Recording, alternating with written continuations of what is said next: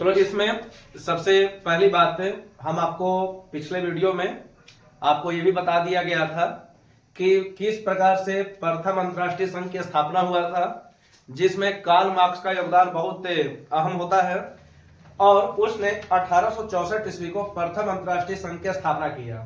इसके बाद आज हम एक ऐसे टॉपिक को पढ़ेंगे जो पूरे दुनिया भर में लेबर के लिए एक प्रकार से देखा जाए तो एक अहम योगदान दिया जाता है। अब एक ऐसा टॉपिक जो पूरे दुनिया के लिए महत्वपूर्ण है, एक ऐसा टॉपिक जो पूरी मजदूर के लिए महत्वपूर्ण है। तो आज एक छोटा सा टॉपिक है, उस टॉपिक का नाम रहेगा जिसका नाम है आपको द्वितीय अंतर्राष्ट्रीय संघ। ठीक है, तो आज का जो टॉपिक रहेगा उस टॉपिक का नाम है द्वितीय अंतर्राष्ट्रीय संघ। द्वितीय अंतर्राष्ट्रीय संघ। अब यहां पर यह समझेंगे कि द्वितीय अंतर्राष्ट्रीय संघ में कौन सी ऐसी घटना घटा जिसके बाद पूरे दुनिया भर में द्वितीय अंतर्राष्ट्रीय संघ का एक अहम योगदान दिया जाता है। ठीक है, कहने का मतलब है कि किसी भी टॉपिक पढ़ने से पहले उसके पीछे की स्टोरी जरूर कुछ ना कुछ होता है। हम इसी स्टोरी को पढ़ेंगे और इस स्टोरी को पढ़ने के लिए सबसे पहली बात है हम द्वितीय अंतर्राष्ट्रीय संघ के बारे में जानेंगे। अब यहां पर याद रखेंगे कि जिस प्रकार से प्रथम अंतर्राष्ट्रीय संघ था, ठीक उसी प्रकार द्वितीय अंतर्राष्ट्रीय संघ भी है। सबसे पहले यहां पर यह जानेंगे कि द्वितीय अंतर्राष्ट्रीय जो संघ हुआ था यह आपको 14 जुलाई 1889 ईस्वी को हुआ था। ठीक है, अब यहां पर 14 जुलाई 1889 ईस्वी, अगर हम इसके ठीक 100 साल पहले आते हैं तो एक पूरे दुनिया भर में यानी फ्रांस में एक क्रांति हुआ था। उस क्रांति का नाम था आपको फ्रांसीसी क्रांति, जो 14 जुलाई 1789 ईस्वी को हुआ था। ठीक है, और उसके ठीक 100 साल के बाद पूरे दुनिया भर में द्वितीय अंतर्राष्ट्रीय संघ की स्थापना हुआ 14 जुलाई 1889 ईस्वी को। जगह का नाम याद रखेंगे, जगह का नाम था आपको पेरिस। ठीक है, पेरिस। पेरिस में आपको सम्मेलन बुलाया गया था। यही पेरिस जहां पर या जो सीन नदी के किनारे भी स्थित है, और इस पेरिस में आपको सम्मेलन बुलाया गया था। इस सम्मेलन का मुख्य उद्देश्य यह था कि जितने भी व्यक्ति हैं, जितने भी मजदूर हैं, मजदूरों के लिए एक अलग ही डे रखा जाए, एक अलग ही दिन रखा जाए। ठीक है, कहने का मतलब यह है कि 14 जुलाई 1889 ईस्वी को द्वितीय अंतर्राष्ट्रीय संघ की स्थापना हो गया। ठीक है, स्थापना हुआ और इसके जो स्थापना किया गया था यह पेरिस में किया गया था। और इस पेरिस में जब सम्मेलन हो रहा था तो इसमें कुल 20 देश हिस्सा लिए थे। ठीक है, 20 देश के 400 प्रतिनिधि इसमें भाग लिए थे। कहने का मतलब है कि उस समय पूरे दुनिया भर में विश्व मजदूर दिवस को मनाने के लिए यानी मजदूर दिवस के लिए एक स्पेशल डे होने के लिए 14 जुलाई 1889 ईस्वी को पेरिस में सम्मेलन बुलाया गया।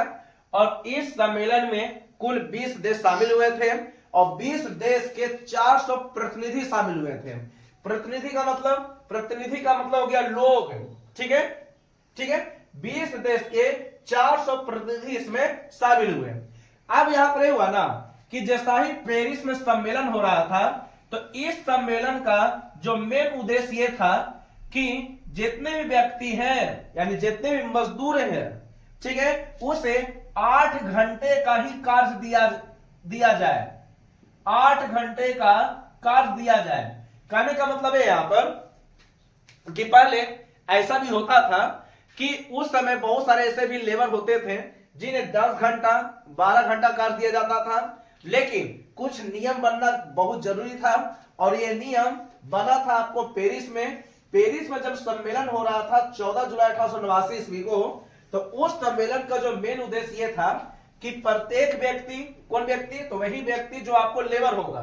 ठीक है, तो जो व्यक्ति हो गया जो आपको मजदूरी करता है, मजदूर हो गया, तो मजदूर को 8 घंटे का कार्य अनिवार्य कर दिया गया। इसके बाद वो 9 घंटा काम नहीं करेगा, 10 घंटा काम नहीं करेगा, ठीक है, यानी एक फिक्स कर दिया गया कि 8 घंटे का ही काम करेगा वो व्यक्ति, ठीक है। यानी एक प्रकार से देखा जाए तो एक बहुत बड़ा यहां पर नियम आपको लागू हो गया, ठीक है। 14 जुलाई 1889 ईस्वी को पूरे दुनिया भर में नियम लागू हो गया कि 8 घंटे का ही कार्य दिया जाए। जितने भी लेबर होंगे सारा लेबर आपको 8 घंटे का ही कार्य करेगा। उसके बाद अगर कोई व्यक्ति जबरदस्ती काम करवाता है तो उसे कानूनन अपराध मानते हुए उसे सजा भी दिया जाएगा, ठीक है। यह कब हो रहा था? तो 14 जुलाई 1889 ईस्वी को फ्रांसीसी क्रांति के ठीक 100 साल बाद, ठीक है, यानी 100वां साल में। अब यहां पर समझेंगे कि जैसे जैसे आपको यह सम्मेलन चल रहा था तो इस सम्मेलन में तो एक उद्देश्य यह हो गया, दूसरा उद्देश्य यह था ना, इसमें यह कहा गया कि मजदूरों के लिए एक स्पेशल दिवस भी होना चाहिए, यानी मजदूरों के लिए एकता होना चाहिए, ठीक है। मजदूरों के लिए एकता होना चाहिए। जितने भी मजदूर हैं उन्हें एक ग्रुप में बांटने का प्रयास करना चाहिए, ठीक है। हम आपको पहले ही पढ़ाए थे कि कार्ल मार्क्स ने अपने सिद्धांत में कहा भी था, एक उनका कथन बहुत ज्यादा प्रचलित भी है कि दुनिया के मजदूर एक हो जाओ, जो नारा आपको कार्ल मार्क्स ने दिया था, ठीक है। लेकिन यहां पर यह भी समझेंगे कि मजदूरों के लिए कोई खड़ा व्यक्ति नहीं होता था, लेकिन कुछ ऐसे भी व्यक्ति थे जो मजदूरों के लिए काम करने के लिए पसंद करते थे, मजदूरों के लिए हक के बारे में लड़ते थे। तो उसमें आपको कार्ल मार्क्स भी थे, अन्य व्यक्ति भी शामिल थे। लेकिन यहां पर 14 जुलाई 1889 ईस्वी को जब 8 घंटे का कार्य, जो मेन उद्देश्य यह था कि कोई व्यक्ति जरूर से ज्यादा काम नहीं करेगा, 9 घंटा 10 घंटा 11 घंटा काम नहीं करेगा, ठीक है। इसलिए उनके लिए यानी मजदूरों के लिए एक नियम बना दिया गया कि मजदूरों के लिए एकता होना बहुत जरूरी है, ठीक है। इसलिए इसी वर्ष यानी पेरिस में जब सम्मेलन हो रहा था तो इसमें घोषणा किया गया, ठीक है, एक घोषणा हो गया। घोषणा क्या था यह भी जानना जरूरी है। घोषणा यह था कि प्रत्येक 1 मई को पूरे दुनिया भर में विश्व मजदूर दिवस मनाया जाएगा, ठीक है। प्रत्येक 1 मई को पूरे दुनिया भर में विश्व मजदूर दिवस मनाया जाएगा। प्रत्येक 1 मई को पूरे दुनिया भर में विश्व मजदूर दिवस मनाया जाएगा। घोषणा कब हुआ? 14 जुलाई 1889 ईस्वी को। जुलाई है, जबकि यहां पर आपको बोल रहा है कि मई में मनाना है। तो आप खुद सोचे कि 1889 में तो पहली बार तो नहीं मनाया गया होगा, क्योंकि जुलाई में घोषणा हो रहा है। तो अगर कभी पूछ दे कि पहली बार कब मनाया गया, तो याद रखेंगे पहली बार मनाया गया था पूरे दुनिया में 1 मई 1890 ईस्वी को, क्योंकि उस वर्ष तो आपको जुलाई चल रहा था और जुलाई के बाद तो आपको मई तो आता नहीं है, क्योंकि जुलाई के पहले मई है, ठीक है। तो अगला मई आने के लिए साल चेंज करना होगा। 1889 है, हमें 1890 में आना होगा। और 1 मई 1890 ईस्वी को पहली बार पूरे दुनिया भर में विश्व श्रमिक दिवस मनाया गया, ठीक है। श्रमिक का मतलब हो गया मजदूर हो गया, तो विश्व मजदूर दिवस मनाया गया।